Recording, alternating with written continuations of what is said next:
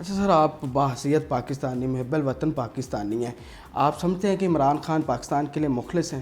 بالکل ہیں۔ اگر مخلص ہیں تو ان کا یہ والا ترسیلات زر کو کا بائیکاٹ کرنا، IMF کو خط لکھنا، اس سے شہباز شریف کو ذاتی طور پہ نقصان نہیں ہوگا یا شہباز حکومت کو نہیں ہوگا، اس کا نقصان پاکستان کو ہوگا؟ نہیں دیکھیں، اس کا آپ دیکھیں نا، ایسے نہیں ہے۔ آپ اس کو مخلص بن سکتے ہیں؟ دیکھیں اگر پاکستان پہ جھوٹ پر مبنی، جبر پر مبنی، فسطائیت پر مبنی حکومت قائم ہے تو اس حکومت کو ہٹانا ہم سب کا فرض ہے۔ ہم سب کا فرض ہے کہ آئین اور قانون کی بحالی ہو، ہم سب کا فرض ہے کہ شرافت کی بحالی ہو۔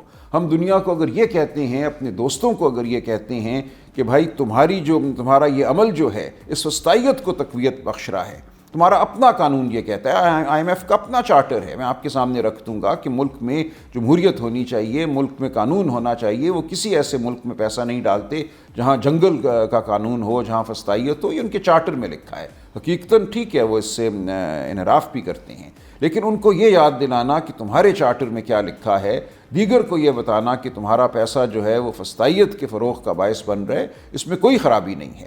یہ ایک ہمارا بحیثیت ایک قوم ایک فیصلہ ہونا چاہیے کہ ہم فسطائیت کو، دست قاتل کو ہمیشہ رد کریں گے، ہم کبھی بھی اس کی معاونت نہیں کریں گے۔ یہ ایک بہت کوتاہ بین بات ہے کہ اگلے 6 مہینے اچھے گزر جائیں، جبر ہے، فسطائیت ہے تو ہو جائے، ہونے دو، اس سے بالآخر ملک کمزور ہوتا ہے، اور یہی ہماری تاریخ ہے 77-78 سال کی۔ ہمارا زیادہ عرصہ جو ہے وہ عسکری حکومتوں کے تحت گزرا ہے، اور ہر عسکری حکومت نے پاکستان کو پہلے سے زیادہ کمزور چھوڑا ہے۔ میں آپ سے یہ دعویٰ کرتا ہوں اور آپ کو دکھا سکتا ہوں شواہد کی بنیاد پر۔ چلیں سر، آپ بالکل صحیح کہہ رہے ہیں، لیکن سر آپ نے کہا کہ عمران خان صاحب کی جو پالیسی ہے وہ ہے مذاکرات کی، دہشت گردوں کے ساتھ ہوں یا دیکھیں اگر کسی نے آپ پہ بندوق تانی ہے تو آپ بھی اس کا جواب بندوق سے دیں گے، لیکن بالآخر آپ نے مذاکرات کرنے ہیں۔ بندوق بہت چلا لی، جب بندوق چل جاتی ہے تو پھر مذاکرات ہوتے ہیں، ممکن ہے آئندہ پھر بندوق چلانی پڑے، لیکن بالآخر آپ کو مذاکرات قومی سلامتی اجلاس میں آپ کو نہیں لگتا تھا پاکستان کے لیے، ریاست کے لیے پاکستان تحریک انصاف کو جانا چاہیے تھا؟ نہیں، بالکل نہیں۔ دیکھیں وہ کیا اجلاس تھا، وہ 40-45 لوگ انہوں نے کہا ایک بند کمرے میں بیٹھیں گے، اور کون سے 40-45 لوگ، جس میں 12 یا 14 لوگ ہمارے ہونے تھے، ہمیں کہا گیا کہ آپ اپنے 12 لوگ بھیج دیجئے، باقی فارم 47 کے سارے، میں نام نہیں لینا چاہتا، آپ جانتے ہیں اس شہر سے کون کون گیا ہے، انہوں نے قومی سلامتی کا فیصلہ کرنا تھا۔ ہم نے یہ کہا کہ آپ حقیقی نمائندوں کو بلائیں، آپ ایک APC کریں، آپ ان لوگوں کو بلائیں جو عوام کے نمائندے ہیں، بلوچستان کے ہر خطے سے ان لوگوں کو بلائیں جو عوام کے نمائندے ہیں۔ بلوچستان میں بچہ جانتا ہے کہ دوسرے نہیں 5ویں نمبر والے کو الیکٹ کرایا گیا ہے۔ خیبر پختونخوا کے لوگوں کو بلائیں، ہم 8, 10, 12 لوگ کیوں لے کے جائیں؟ پورا ایک اتنا بڑا خطہ ہے جو زخم خوردہ ہے، ایک بڑی APC بلائیں جس میں بات ہو سکے۔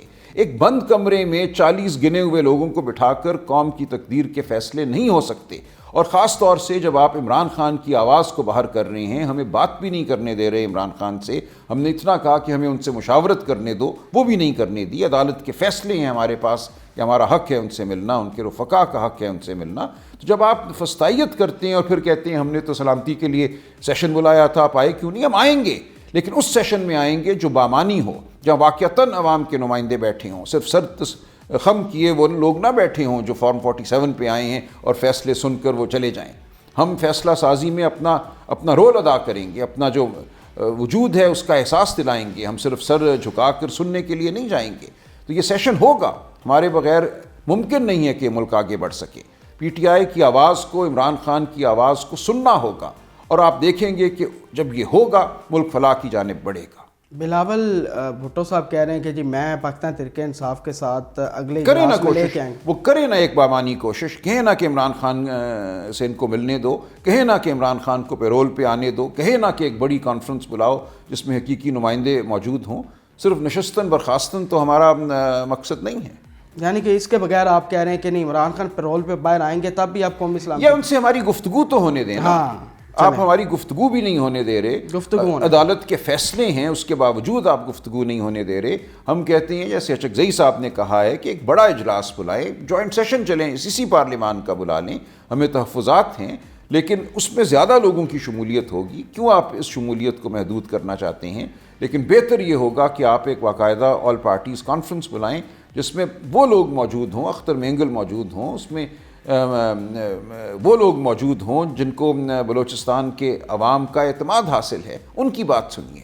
اپوزیشن اطاعت کے ساتھ عید کے بعد آپ احتجاج کرنے جا رہے ہیں، جو پہلے بھی احتجاج ہوئے ہیں پنجاب سے لوگ نہیں نکل پائے، اس کی کیا وجہ ہے؟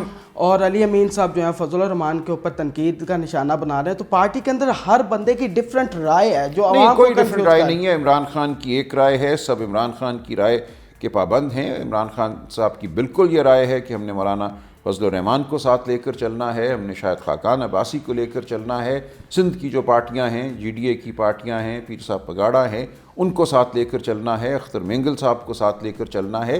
یہ بالکل ہمارا متفقہ فیصلہ ہے. اس سے اگر کوئی علاقائی سیاست کی وجہ سے کوئی بات کرتا ہے، کوئی روگردانی ہوتی ہے، تو وہ ایک غلطی ہے، اور انشاءاللہ یہ غلطی درست ہو جائے گی. عید کے بعد احتجاج ہے. دیکھیں احتجاج کی شکل کیا ہوگی یہ بات سامنے آ جائے گی. ہم ایک لائے عمل کے تحت چلیں گے، فراست سے چلیں گے، تحمل سے چلیں گے، اور ہمارا مقصد عمران خان کی رہائی ہے، ہمارا مقصد ملک میں آئین اور قانون کی بحالی ہے. ہم اس جانب بڑھیں گے. یہ ایک دن کی 2 دن کی بات نہیں ہے، یہ ایک مربوط لائے عمل ہوگا جو آپ کے سامنے آئے گا. شیر افضل مروت، فیصل چودھری، وہ بھی آپ کو تنقید کا نشانہ بنا رہے ہوتے ہیں. اور کون؟ یہ 2 بس یہی ہوا نا، پھر بھول جائیں. کیا ان کی وقت ہے اور کیا ریلیونس ہے، آپ مجھے بتائیں نا.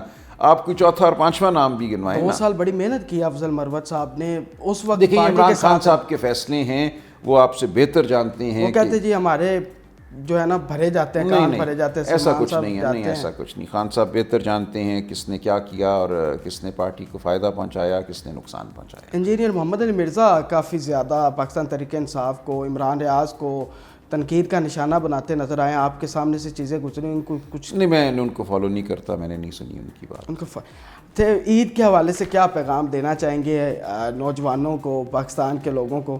اور کوئی شعر بھی سنا دے فیض احمد فیض صاحب کا. دیکھیں عید جو ہے میں سمجھتا ہوں ایک خوشی کا موقع ہے، لیکن یہ وہ موقع ہے جب آپ کو یاد رکھنا ہے ان کو جن کو وہ سب آسائشیں حاصل نہیں جو شاید آپ کو حاصل ہوں، جو زندگی میں ایک اپنی جد و جہد میں مصروف ہیں. تو ہم نے سب کو ساتھ لے کر چلنا ہے، تبھی جو ہے عید بامانی ہوگی، عید ہوگی. اور وہ نظریات، وہ احساسات جو ہیں، انہی سے میں سمجھتا ہوں کہ عید بنتی ہے. وہ احساس جب آتا ہے تو پھر گلشن کا کاروبار چلتا ہے. ہاں واہ واہ. اچھا، آپ پاناما کیس میں نواز شریف کی لیگل ٹیم کا حصہ بھی رہے ہیں، اور ابھی آپ عمران خان صاحب کا عدت کیس اور وہ ریزرو سیٹس والا بھی دونوں میں کیا فرق ہے؟ آپ نے نواز شریف صاحب کو بھی قریب سے دیکھا ہے، ان کے وکیل بھی رہے ہیں، ادھر عمران خان، دونوں میں فرق کیا آپ نے واضح دیکھا ہے؟ نہیں، دونوں کے نظریے میں، دونوں کے نصب العین میں زمین آسمان کا فرق ہے. لیکن دیکھیں کسی کے وکیل رہے ہوں تو پھر اس حوالے سے بات نہیں کرنی چاہیے. لیکن اصول وہاں بھی وہی تھا کہ عدلیہ کو، عدالتی عمل کو استعمال نہیں کرنا چاہیے کسی کو معطوب کرنے کے لیے. پاناما والا جو فیصلہ ہوا تھا وہ غلط تھا. دیکھیں میں زیادہ اس میں تفصیل میں نہیں جاؤں گا، لیکن وہاں جو مقصد تھا اس کے حوالے سے بات میں نے کی ہے کئی دفعہ کہ اصولی طور پہ ہمیں عدالتوں کو سیاسی عمل کی جو آپ کہہ لیجئے انجینئرنگ ہے اس سے دور رکھنا چاہیے. مریم نواز کی وزارت اعلیٰ کو کس طرح دیکھ رہے ہیں عثمان بزدار کے مقابلے میں؟